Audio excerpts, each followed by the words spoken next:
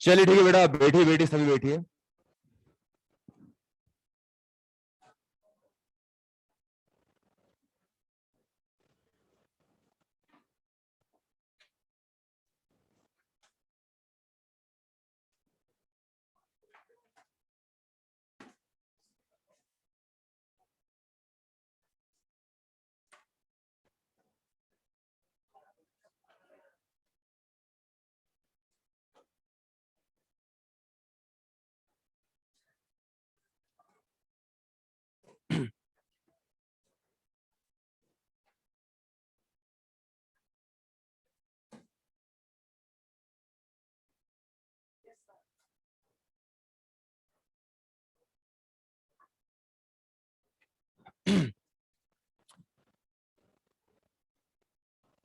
जल्दी जल्दी जल्दी चलिए।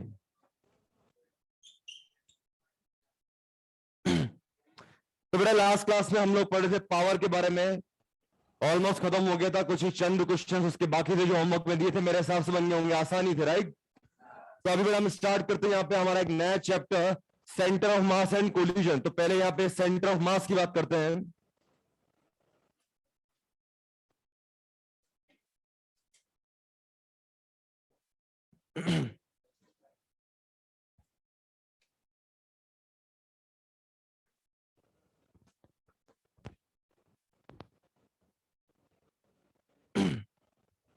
जल्दी जल्दी बैठिए, जल्दी बैठिए।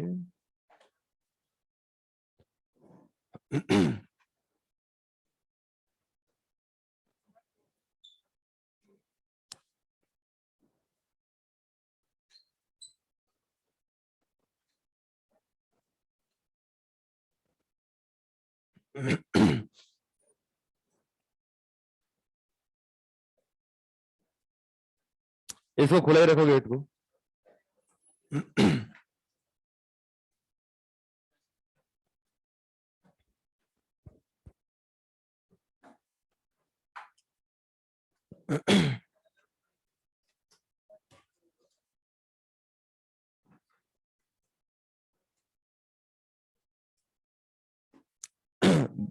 ब्लर नहीं है बेटा, यहां से तो सेटिंग प्रॉपर कर दी है। आपकी यूजर एंड से प्रॉब्लम आ सकती है, स्क्रीन चेक करें।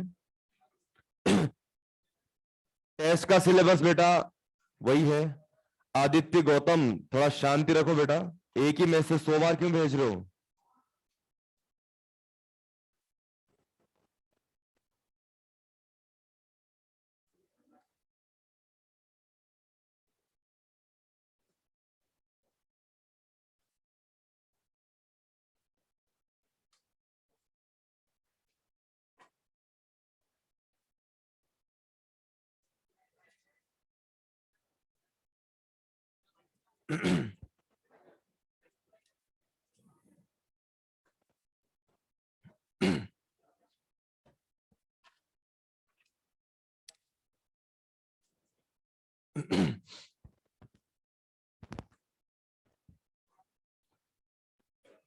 बस बस बातचीत नहीं, अटेंशन प्लीज। पहले काफी टाइम निकल गया है, ठीक से सुने। तो मेरा लास्ट क्लास से पावर खत्म हो गया था। टेस्ट का सिलेबस जो है, जो लास्ट टाइम था वही रहेगा। पेपर ऑलरेडी बन चुका है। तो अभी जो टेस्ट आपका है 4 दिन बाद, उसका सिलेबस वही है। मतलब work, work energy theorem, potential energy, बस वहीं तक दिया है।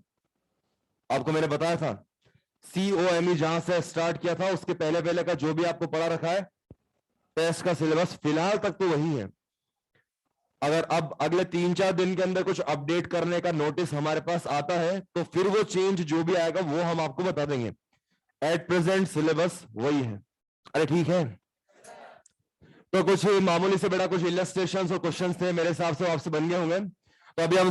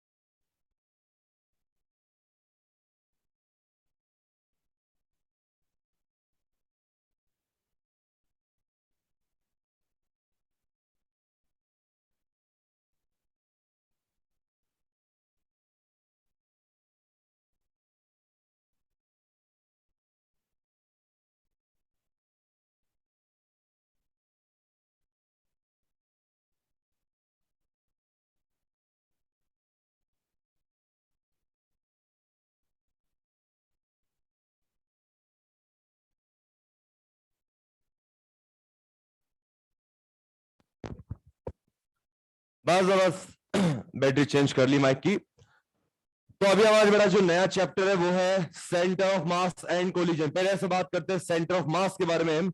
अगर आपको याद हो तो क्या हमने इस previous chapter work power energy के अंदर भी क्या सेंटर ऑफ मास का यूज किया था?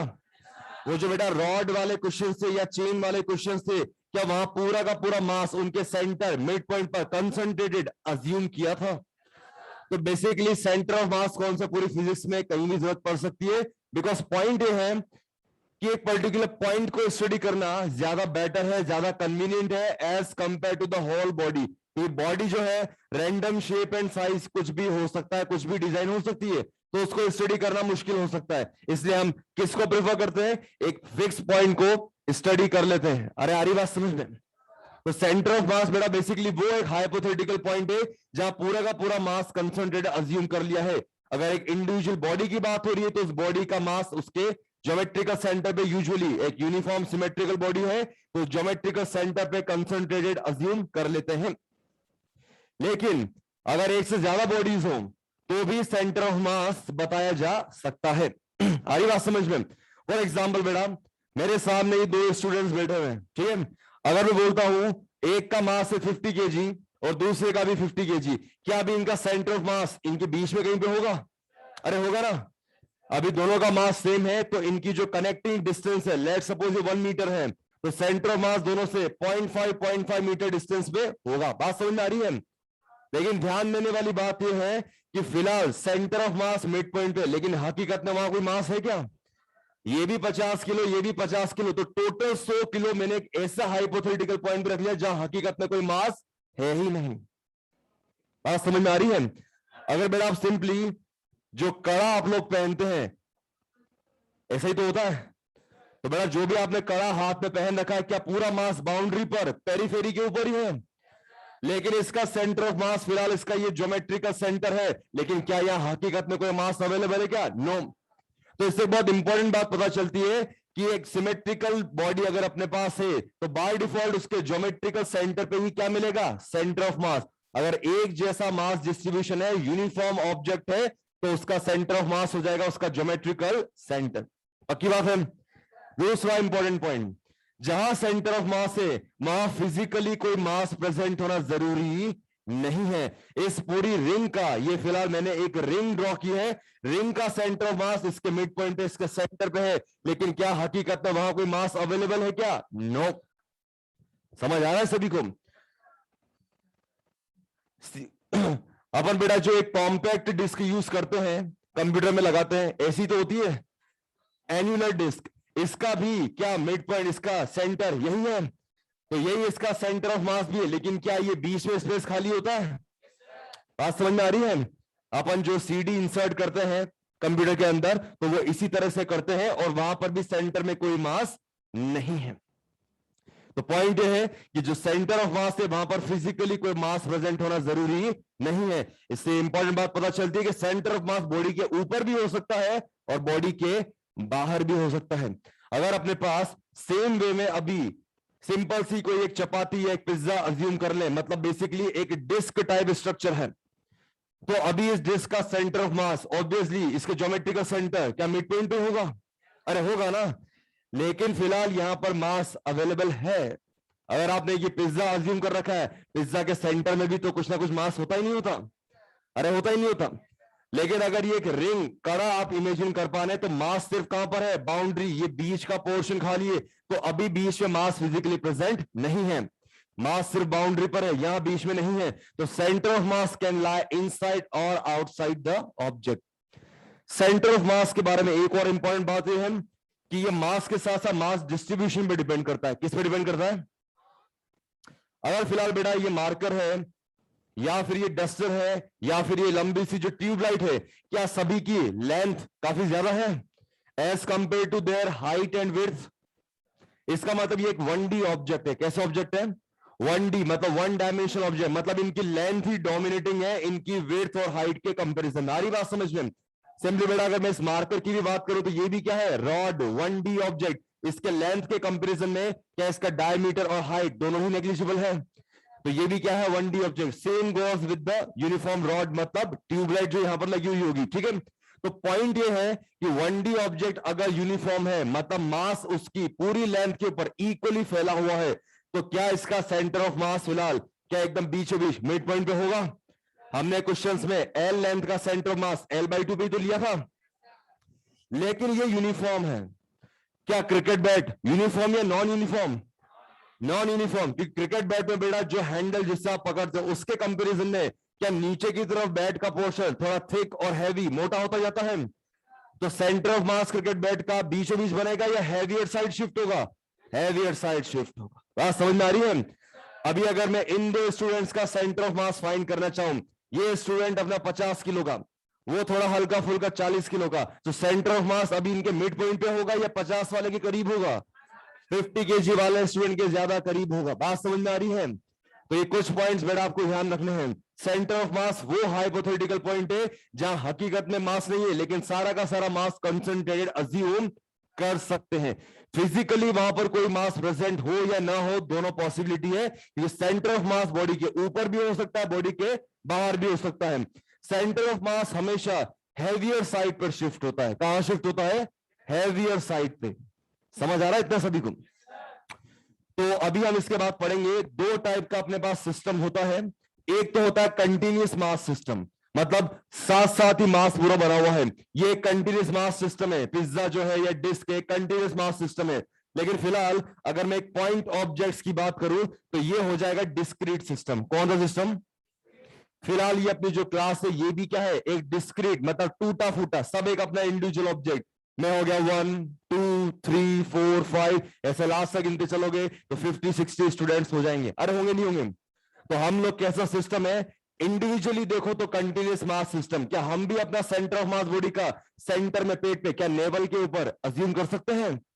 तो ये तो हो गया कंटिन्यूअस मास। लेकिन अब मैं खुद को भी एक सेंटर ऑफ मास, बस एक पॉइंट की तरह ट्रीट करूं, और आप सब भी अपने आप को बस एक पॉइंट की तरह ट्रीट करें, तो ऑन एन एवरेज क्या सभी 60 केजी के डिफरेंट डिफरेंट पॉइंट मासेस हो गए? तो हम सब भी क्या बन गए? Discrete particle system. समझ आ रहा है सभी को? अभी डिस्क्रीट पार्टिकल सिस्टम का सेंटर ऑफ मास मैथमेटिकली कैसे कैलकुलेट करेंगे वो देखेंगे। पहले सेंटर ऑफ मास के बारे में कुछ लाइन लिखी जाए, नोट करें।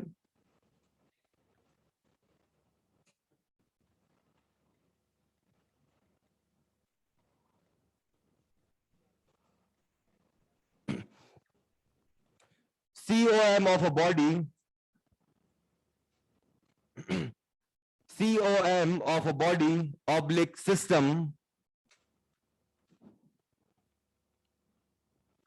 COM of a body oblique system is that point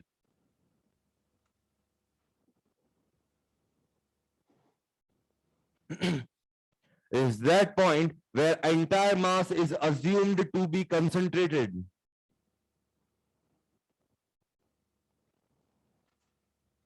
Where entire mass is assumed to be concentrated.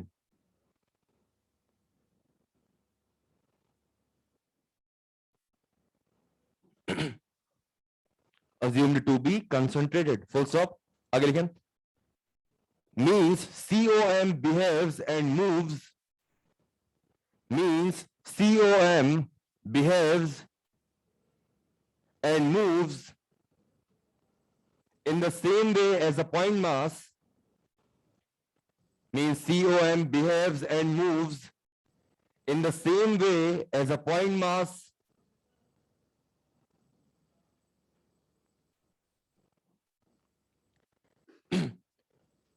behaves and moves as a point mass having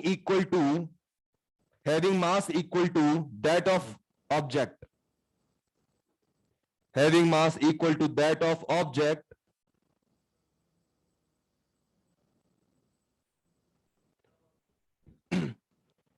having mass equal to that of object, comma, when subjected to external forces.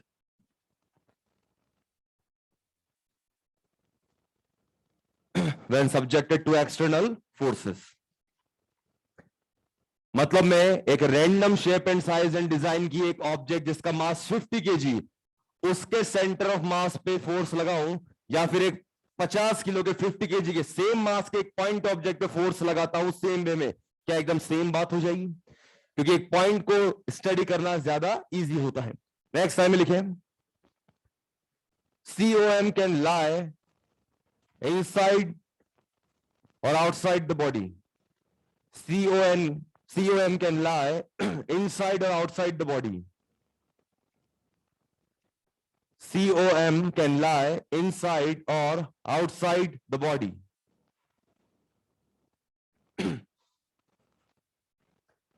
Means mass shouldn't be necessarily present.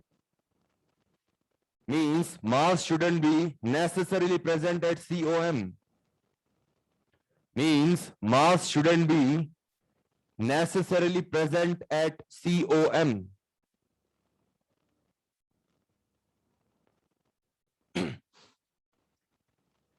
Means mass shouldn't be necessarily present at COM. Next one लिखें, for uniform symmetrical mass distribution, for uniform symmetrical mass distribution,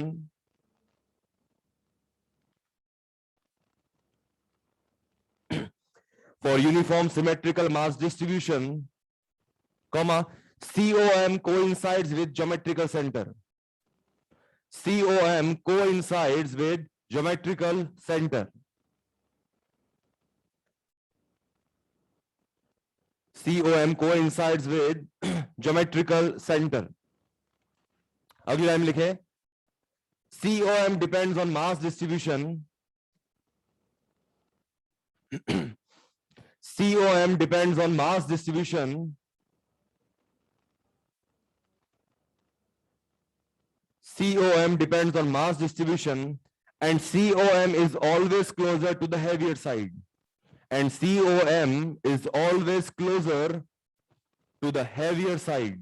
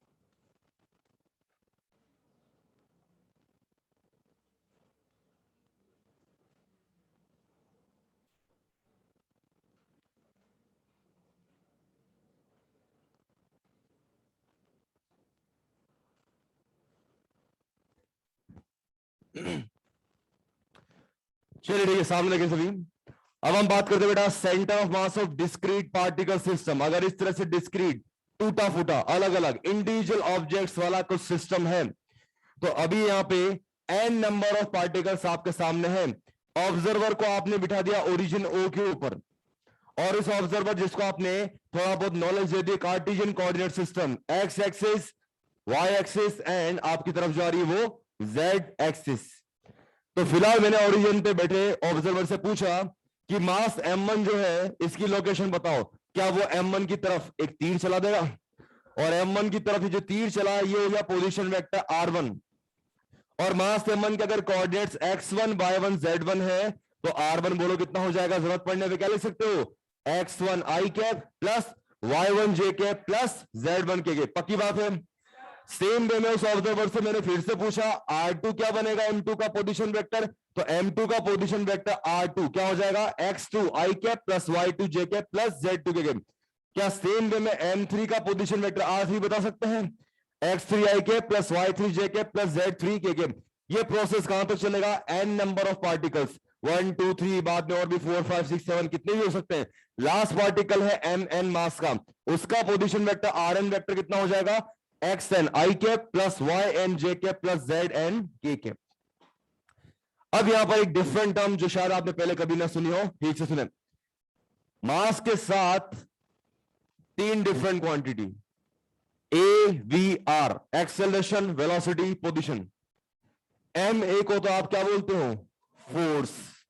M we को अपन क्या बोलते हैं, तो ये नाम already decided है। Mass into acceleration is force, mass into velocity momentum, mass into position vector, इसको बोलते हैं बेटा मास मोमेंट। क्या बोलते हैं, मास मोमेंट या मोमेंट ऑफ मास, एक ही बात है। तो ये एक शायद न्यू टर्म आपके लिए हो सकती है, याद रखेंगे एम इंटू आर मतलब मास मोमेंट या मोमेंट ऑफ मास।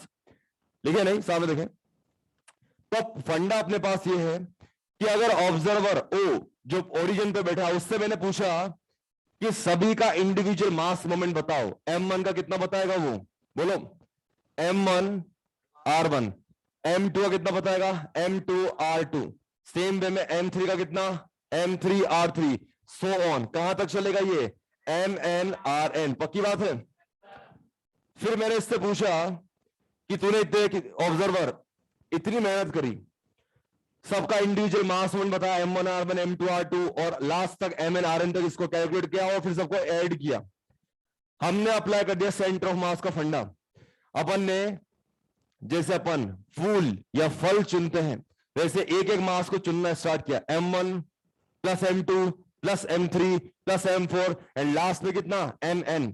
सारे मासेस को आपने स्टोर किया और एक ऐसी पोजीशन पे रख दिया जिसका पोजीशन वेक्टर कितना है, RCM। अब इसका एक ही जवाब सिंपली हम बोल देंगे कि हमने सारे जो मासेस थे m1 m2 up to mn सबको कलेक्ट किया और टोटल मास का मैंने नाम दे दिया कैपिटल M। अब इस अकेले का पोजीशन वेक्टर अगर RCM है तो सेंटर ऑफ मास के कॉन्सेप्ट से ये लेफ्ट हैंड साइड सभी का सम करने पर राइट हैंड साइड पर जो m इंटू RCM है वो क्या होना चाहिए, सेम। तो सेंटर ऑफ मास वो एक हाइपोथेटिकल पॉइंट है जहां सारे सिस्टम का मास कंसंट्रेटेड अज्यूम इस तरह से करेंगे कि जो रिजल्ट mr का एडिशन प्रीवियसली मिल रहा था वही आपको फाइनली भी मिलना चाहिए। समझ आया सभी को। तो ये बेटा राइट हैंड साइड जो है कैपिटल M इंटू RCM, यहां पर कैपिटल M का जो मतलब है वो है टोटल मास, यानी कि m1 plus m2 up to कहां तक, mn। तो यहां पे बेटा जो RCM था वो फाइंड करना हमारा पर्पस था। हमें सेंटर ऑफ मास का पोजीशन वेक्टर चाहिए। बोलो क्या हो जाएगा, m1 r1 plus m2 r2 plus dot dot dot up to कहां तक, mn rn and divided by total mass of system capital M। यानी आसान भाषा में आप इसको ये ऐसे याद रख सकते हो कि जितने भी पार्टिकल सिस्टम में होंगे सभी का mr यानी कि मास मोमेंट का टोटल करना है। तो net mass moment divided by capital M। Capital M मतलब टोटल मास ऑफ सिस्टम मतलब नेट मास। तो ये आप ध्यान रखेंगे बिल्कुल इजी लैंग्वेज में कि RCM position vector of centre of mass मतलब net mass moment upon net mass. अब ये तो हमने पोजीशन वेक्टर R की टर्म्स में फाइंड किया है, लेकिन क्या बेटा ये RCM वेक्टर जो आपने इस कैपिटल M का बताया क्या इसके भी कुछ कोऑर्डिनेट्स हो सकते हैं। मान लेते सेंटर ऑफ मास के कोऑर्डिनेट्स है XCM, YCM एंड ZCM। तो बोलो क्या RCM वेक्टर को भी इसके कंपोनेंट्स के टर्म्स में क्या XCM i cap plus YCM j cap plus ZCM k cap लिखा जा सकता है, लिख सकते हैं नहीं लिख सकते। सेम वे में राइट हैंड साइड पर अब जो भी R1 R2 है सबके भी आप वेक्टर फॉर्म में लिखो। R1 बोलो कितना हो जाएगा, X1 i cap plus Y1 j cap plus Z1 k cap. क्या सेम वे में R2 भी लिखा जा सकता है? R2 X Y cap plus Y2 J cap plus Z2 K cap and so on, last तक ये कहां तक चलेगा बोलो?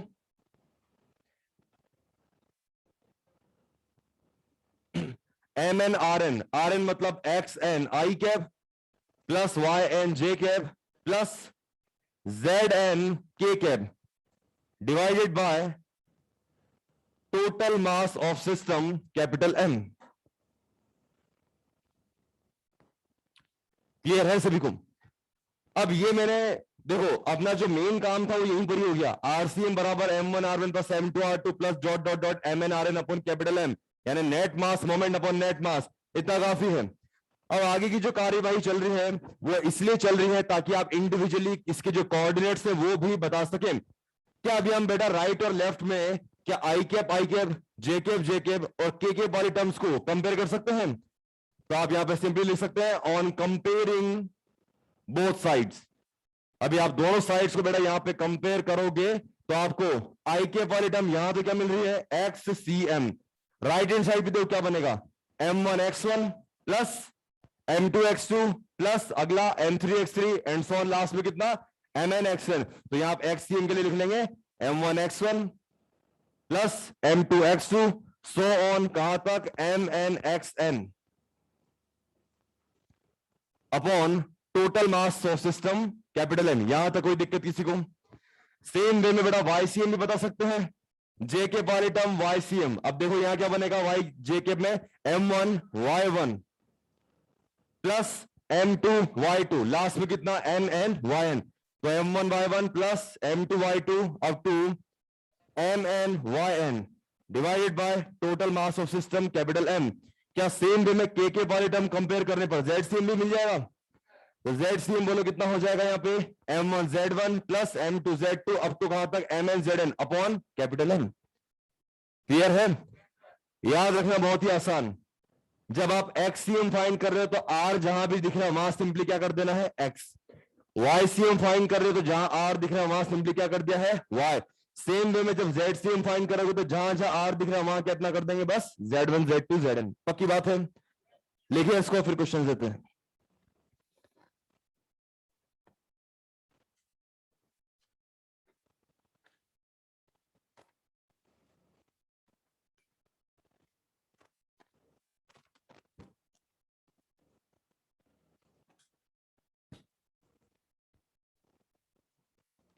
CM मतलब सेंटर ऑफ मास का XYZ coordinate, XCM YCM ZCM।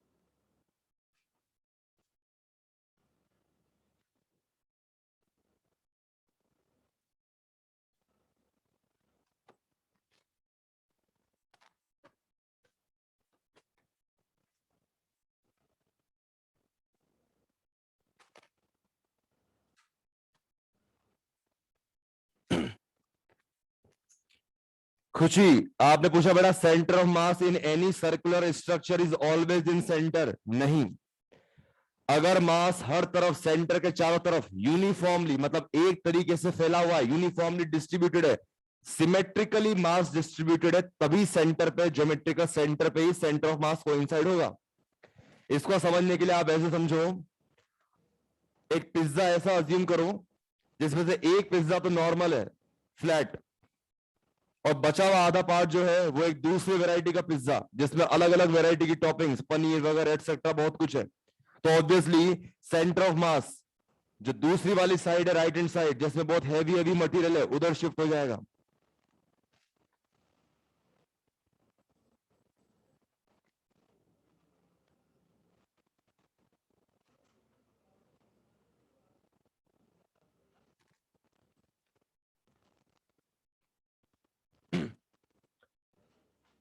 बेटा हो सकता है आउटसाइड द सरफेस भी हो सकता है, बताया तो है आपको, रिंग का सेंटर ऑफ मास बीचों बीच सेंटर पे ही है, वहां हकीकत में कुछ भी नहीं है।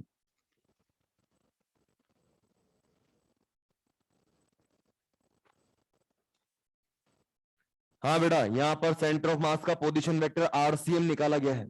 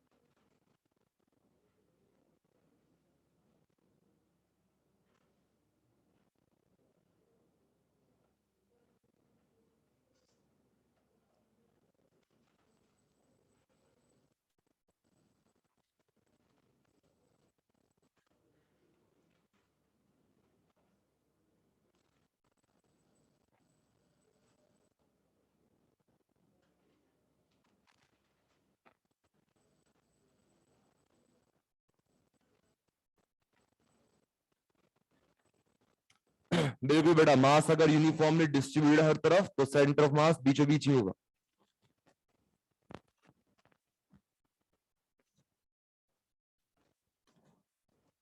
बिल्कुल, आरसीएम है position vector of centre of mass, जहां आपने टोटल मास कैपिटल है, मतलब m1 plus m2 plus up to mn, जितना भी टोटल मास है सिस्टम का, वो आपने एक ही ऐसी जगह रख दिया है कि अब m इंटू आरसीएम करने पर वही मास मोमेंट मिलेगा जो आपको प्रीवियसली मिला कर रहा था।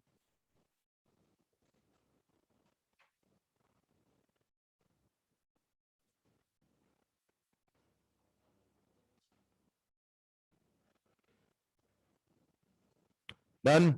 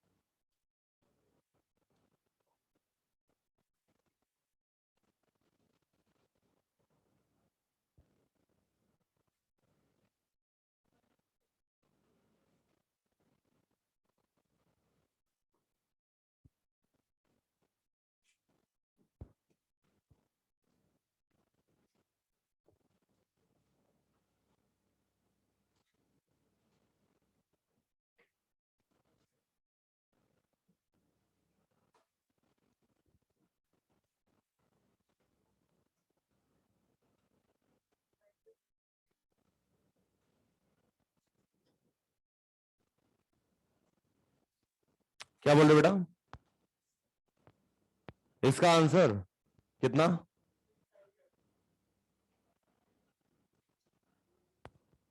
चेक करो, अपॉन में मास से डिवाइड नहीं किया क्या आपने?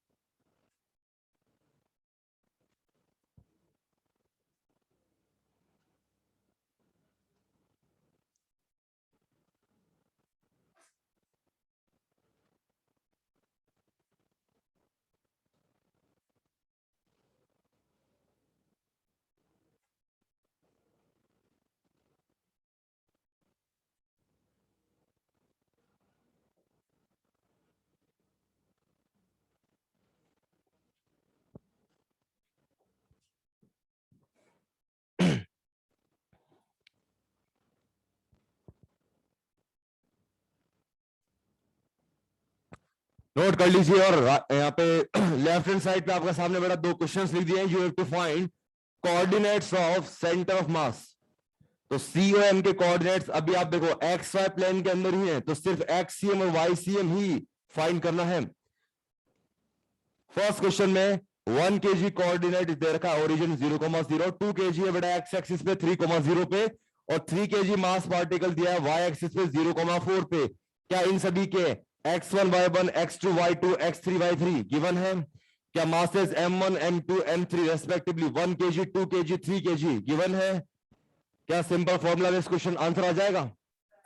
अच्छा, अगला जो क्वेश्चन है 1 मिनट सामने देख लें।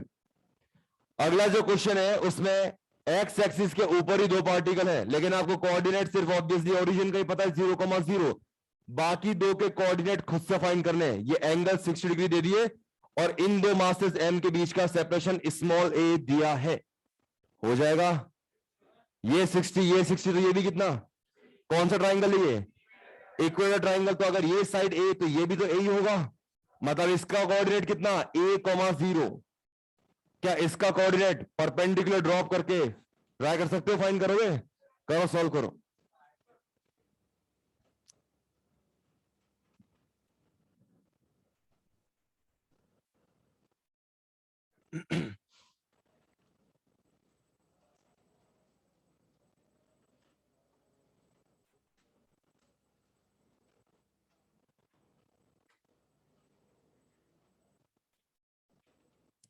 CM मीन्स बेटा सेंटर ऑफ मास, CM लिखो COM लिखो एक ही बात है।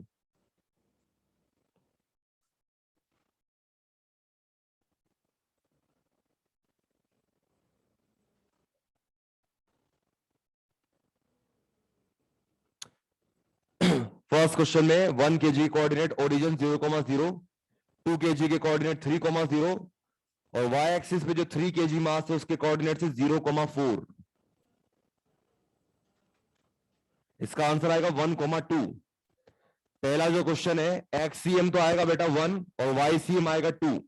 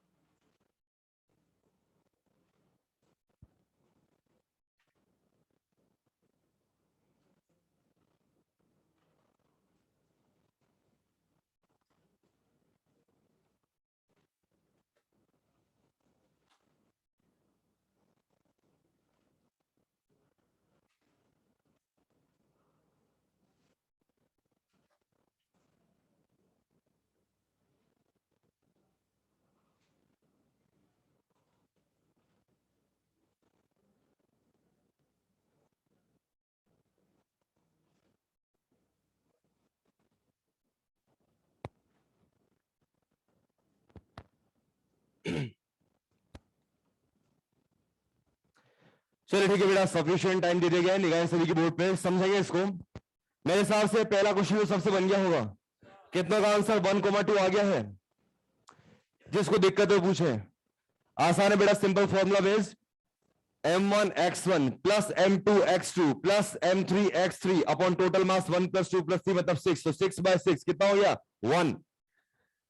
फिर YCM के लिए m1 y1 plus m2 y2 plus m3 y3 upon total मास 1 प्लस 2 प्लस 3 6, तो 12/6 से कितना हो गया? 2। अच्छा एक मिनट सामने देखें, लिखे नहीं, स्पाइन स्ट्रेट निगाहें बोर्ड पे। अगर फिलहाल में COM को, COM टोटल कितना मास हो गया? 1 प्लस 2 प्लस 3 मतलब 6 kg। मतलब अगर मैं 1 kg 2 kg 3 kg इन सबको हटा करके 6 kg का एक ही पार्टिकल, एक ही मास पढ़ना चाहूं, रखना चाहूं, तो उसे कहां रखना होगा? 1,2। फिलहाल बेटा ये कोऑर्डिनेट 3 है तो इसका 1/3, ये हो गया 1, और ये आ रहा है 2, तो 4 का हाफ मतलब ये यहां 2। इसका मतलब ये इस सिस्टम का जो सेंटर ऑफ मास है, क्या 1,2 यहां पे कहीं पे होगा? समझ आया सभी को? चलो moving on to the next question. यहां पर बेटा इक्विलैटरल ट्राइंगल बन रहा है, साइड तीनों ए ही है। ओरिजिन एक का तो कोऑर्डिनेट 0,0 दे ही रखा है, ये साइड ए है, एक्स एक्सिस के ऊपर है, तो बोलो इसका कोऑर्डिनेट कितना? डिस्टेंस ए, तो एक्स एक्सिस पे ए डिस्टेंस पे, और वाई कोऑर्डिनेट एक्स एक्सिस पे कितना हो जाएगा? 0, तो a,0। बचा हुआ थर्ड। अब इसको थर्ड जो मास m है, इसके कोऑर्डिनेट्स फाइंड करने का पहला तरीका, जैसा कि आप सभी जानते हैं, क्या बेटा ट्राइंगल में जो परपेंडिकुलर ड्रॉप कर रहे हैं फिलहाल यहाँ पे इक्वल ट्राइंगल में, क्या सामने वाली साइड को बाइसेक्ट कर रहा है? अगर ये a है तो हाफ डिस्टेंस कितना हो जाएगा? a/2, तो ओरिजिन से ये तो हो गया x कोऑर्डिनेट a/2। अब बेटा अपने पास हाइपोटेनस a है, बेस a/2 है, तो क्या पाइथागोरस को बुला के परपेंडिकुलर फाइंड कर सकते हैं? कितना होता है फिर perpendicular? Root over hypotenuse square minus base square. उससे ये डिस्टेंस, ये हाइट अपने पास आ जाएगा, परपेंडिकुलर आ जाएगा a√3/2।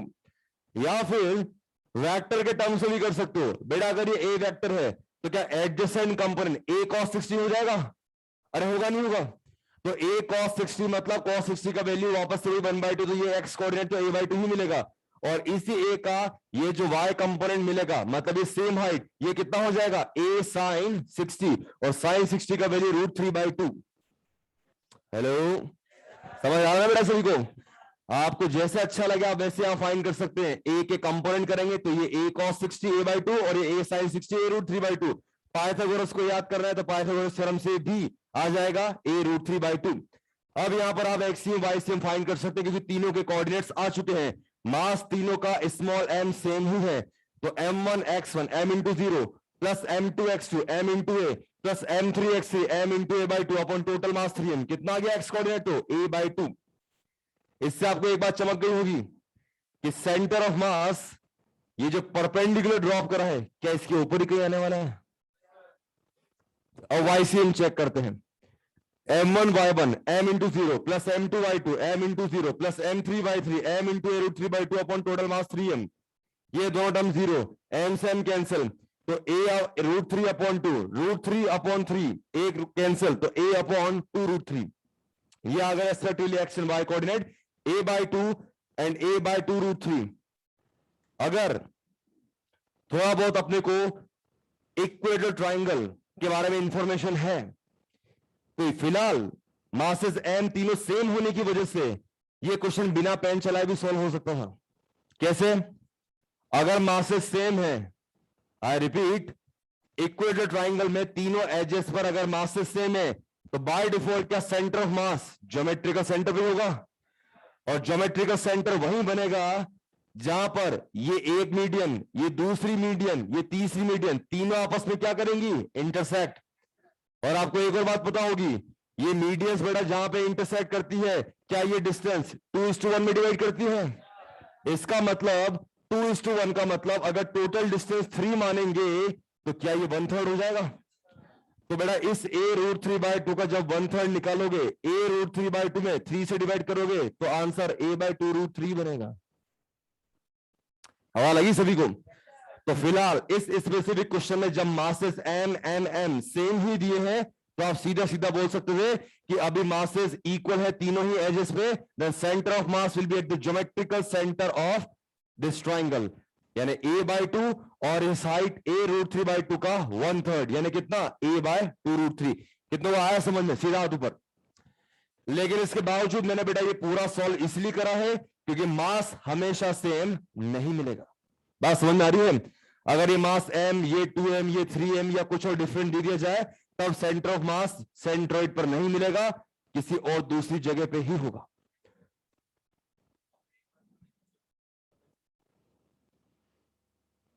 क्या एक्सप्लेन करूं?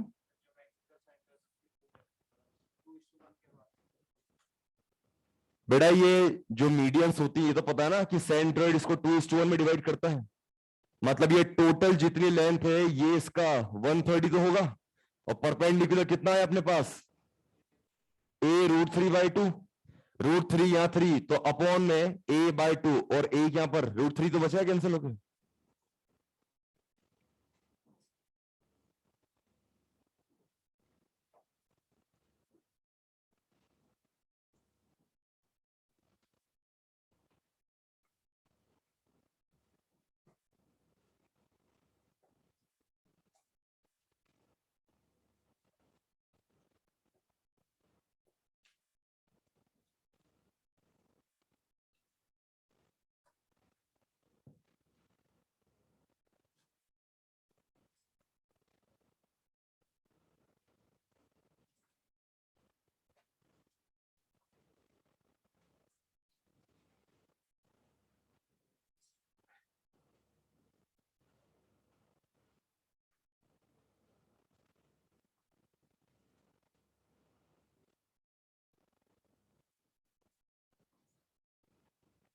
हाँ जी, अगला क्वेश्चन सॉल्व करें।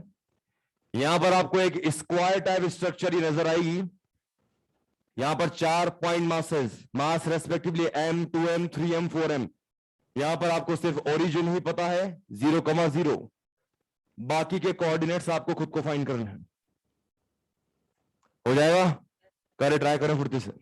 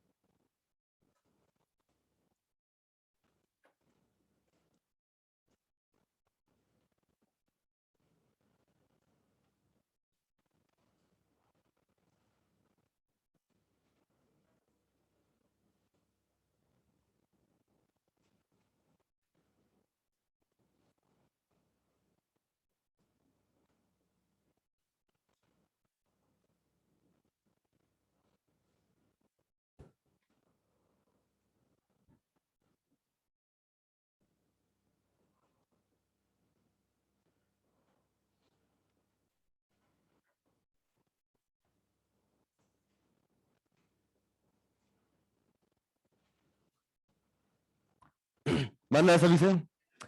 XCM, YCM will be respectively a/2 and 7a/10।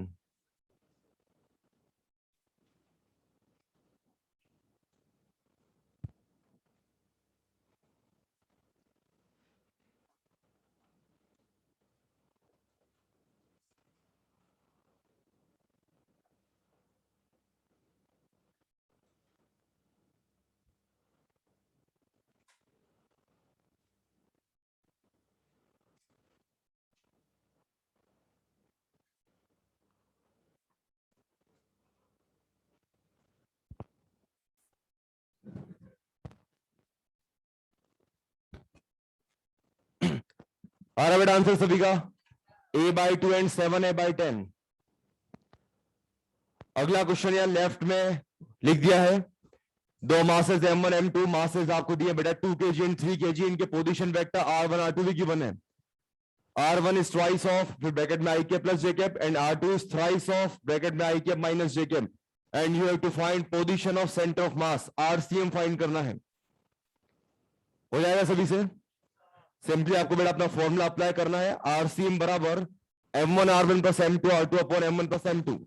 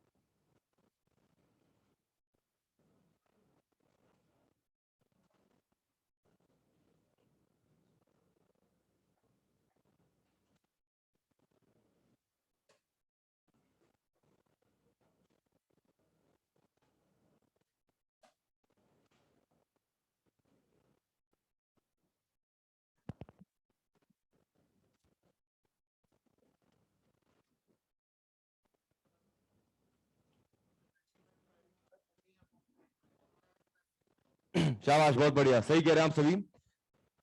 हाँ बेटा बिल्कुल, लेफ्ट हैंड साइड वाला जो क्वेश्चन है जिसमें आपको आरसीएम फाइंड करना है, the answer will be 13 i cap minus 5 j cap upon 5। Individually 5 को डिवाइड कर दोगे तो 13 upon 5 i cap minus 1 j cap. बिल्कुल सही है सभी का, शाबाश। अगला ट्राई करें, एक और लिख दिया है। प्रीवियस क्वेश्चन में तो बेटा m1 m2 r1 r2 given थे, आपको m1 r1 plus m2 r2 upon m1 plus m2 करके आरसीएम फाइंड करना था। फिलहाल एक मिनट सामने देख लें। दो बेटा मासेस है 3 kg एंड 5 kg। 3 kg के तो कोऑर्डिनेट्स दे दिए 6,2,2 और आपको सेंटर ऑफ मास का पोजीशन वेक्टर आरसीएम दे रखा है। फिलहाल फाइंड क्या करना है? ये जो दूसरा मास m2 है 5 किलोग्राम, इस 5 kg का पोजीशन वेक्टर r2 फाइंड करना है। हो जाएगा, फॉर्मूला वही यूज होगा। करें, सॉल्व करें सभी।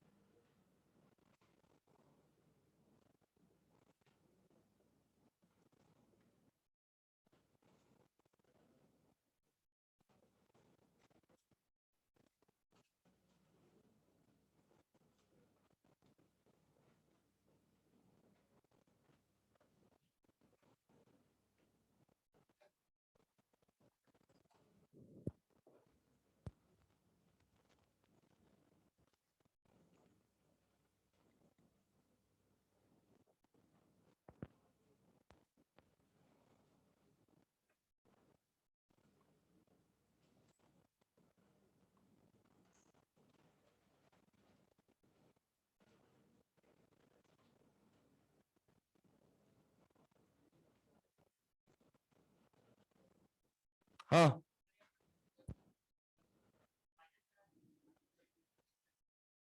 यहां पे ना, ठीक है। आराम से सभी का -2 i cap -22/5 j cap +2 k cap, right. तो सिंपली यहां पे आरसीएम दिया था और R2 फाइंड करना था।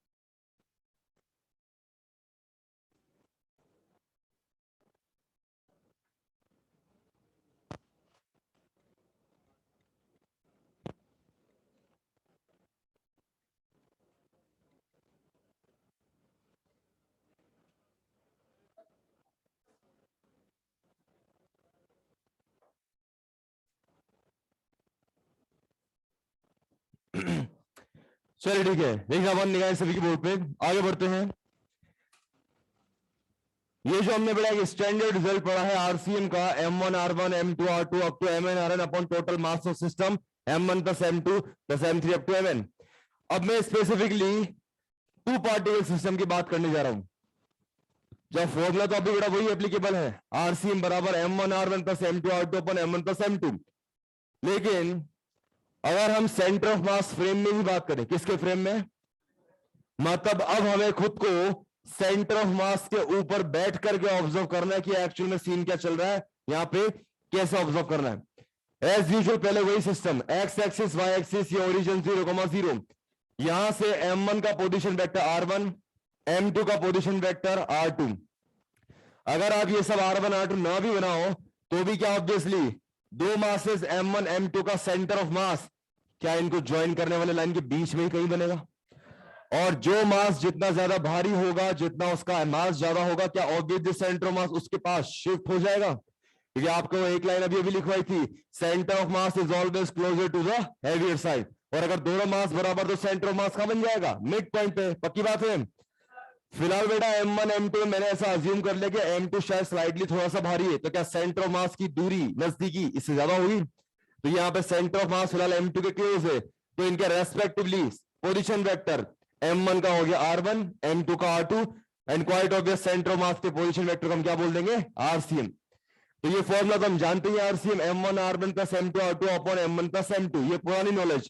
अब थोड़ा सा कुछ डिफरेंट करते हैं, एक काम करते हैं, ये जिस ऑब्जर्वर को आपने ओरिजिन पे बिठाया था, इसको बोला अब तू यहां पर सेंटर ऑफ मास के ऊपर जाकर के ही बैठ जा। अब सेंटर ऑफ मास के ऊपर ही ऑब्जर्वर को बिठा दिया, जब वो दाईं तरफ गर्दन घुमाएगा तो क्या दिखेगा, M2, बाईं तरफ गर्दन घुमाएगा तो क्या दिखेगा, M1। बात समझ में आई। लेकिन अभी भी M2 से R2, अगर M2 का मास ज्यादा है तो R2 कुछ कम बनेगी, M1 कम है तो उससे R1 जो है वो क्या बना है, कंपेरेटिवली ज्यादा। इस तरह से कि M1 और R1 का मल्टीप्लिकेशन किसके बराबर मिलेगा, M2 और R2 के।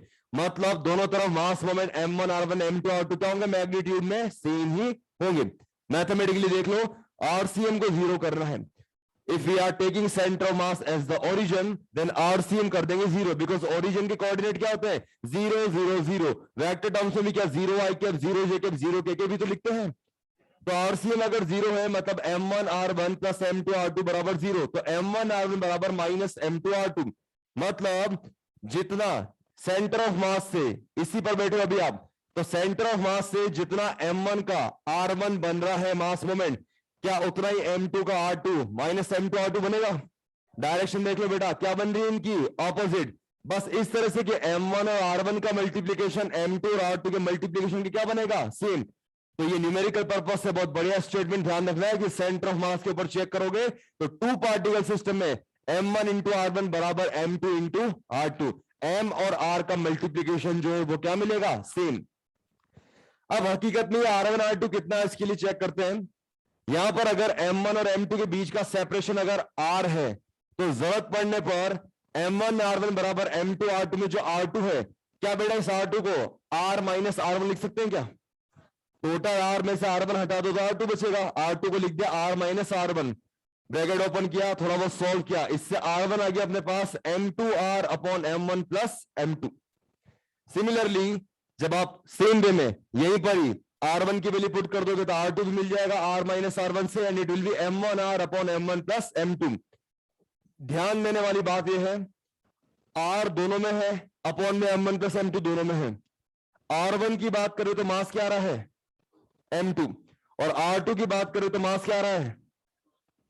ऐसा इसलिए हुआ है क्योंकि जब आप बोल रहे हो कि M1 R1 बराबर M2 R2, इसका मतलब M1 by M2 is equal to R2 by R1। इसका मतलब क्या R inversely proportional to M है, एक जगह रेशियो 1/2 का और एक जगह 2/1 का, मतलब R is inversely proportional to M। इसका मतलब सेंटर ऑफ मास डिवाइड्स, वो ठीक से सुनना ही line, centre of mass divides distance between two particles in the inverse ratio of their masses। ये एक स्टैंडर्ड लाइन है, दिमाग में छाप लो कि टू पार्टिकल सिस्टम में centre of mass divides distance between two particles in the inverse ratio of their masses. तभी तो हम बोलते हैं अगर m ज्यादा है तो सेंटर ऑफ मास से दूरी r क्या मिलेगी, कम। तभी तो हम बार बार बोलते हैं अगर m ज्यादा तो r कम, मतलब हैवियर पोर्शन से सेंटर ऑफ मास की दूरी क्या बनेगी, कम। समझ आ रहा है सभी को। और अगर दोनों ही मास M1 M2 सेम है तो सेंटर ऑफ मास कहां मिलेगा, मिड पॉइंट पे। लेकिन एक बात और कंफर्म है कि सेंटर ऑफ मास दोनों पार्टिकल्स को ज्वाइन करने वाली लाइन के ऊपर ही होगा, और जो मास ज्यादा उसके करीब होगा, मास दोनों सेम तो कहां बनेगा, मिड पॉइंट। नोट करो फुर्ती से, लिख रहे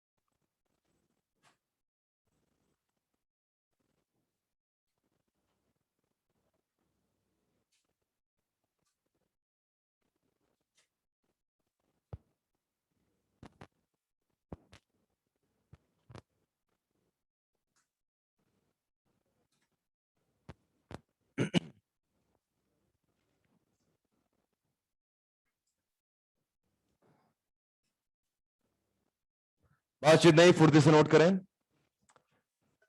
तो ये पॉइंट आपको ध्यान रखना बेटा, R inversely proportional to M, मतलब centre of mass divides distance between two particles in the inverse ratio of their masses. Mass अगर ज्यादा तो उसका सेंटर ऑफ मास से डिस्टेंस आर क्या बनेगा, कम। हाँ बेटा, ये जो क्वेश्चन लिखा है जिसमें आपको फाइंड करना है distance of COM, part 1 from 10 kg mass, part 2 from 40 kg मास। 10 और 40 kg के बीच का सेपरेशन स्मॉल आर दिया 20 मीटर और R1 R2 फाइंड करना है। सही कह रहे हो आप, R1 आएगा 16 मीटर, R2 आएगा रिमेनिंग 4 मीटर।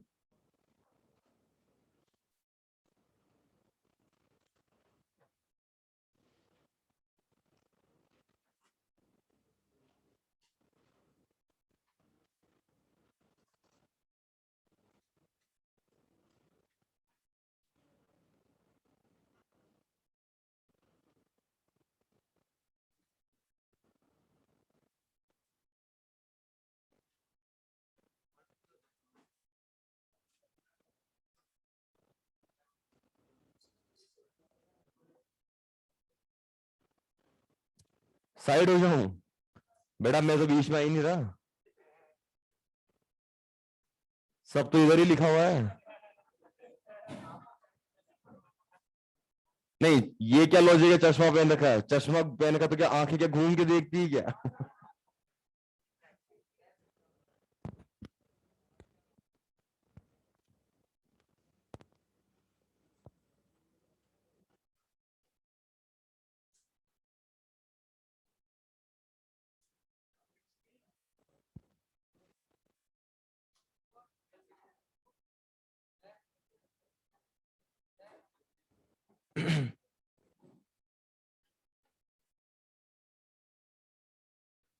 बेटा शिखर, कोऑर्डिनेट्स के लिए तो आपको बेसिक मैथ्स एक बार ठीक से पढ़ना चाहिए, फिर से कोऑर्डिनेट्स आपको आना चाहिए निकालना।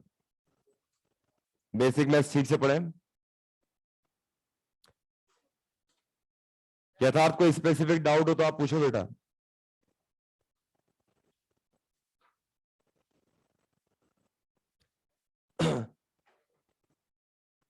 हाँ बेटा Mitali, as per your convenience आप कर सकते हो।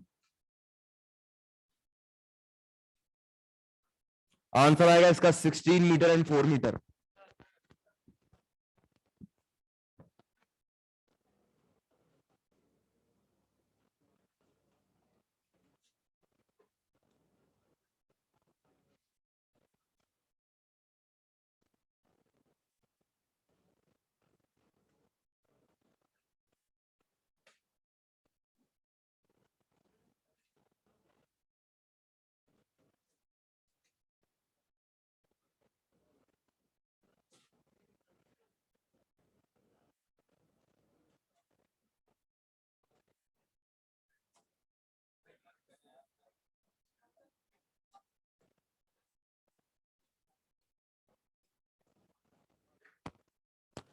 तो पार्ट 1 बेटा R1 आप निकाल लोगे M2R upon M1 plus M2 से सॉल्व करोगे, ये आएगा आपका 16 मीटर।